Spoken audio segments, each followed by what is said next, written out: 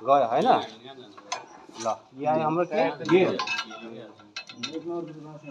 gear आयो होइन त्यसपछि यो गियरमा छ न्युट्रलमा छैन होइन अहिले हाम्रो के गर्नु पर्यो एक्सिलेटर ठिक छ कि छैन यो क्याप्नु पऱ्यो जस्तो अब कुनै अब तपाईँको वायर पनि जाम हुनसक्छ वायर जाम भयो भने यता तान्न सक्दैन होइन कहीँ गयो भने यसले रिटर्न आउन सक्दैन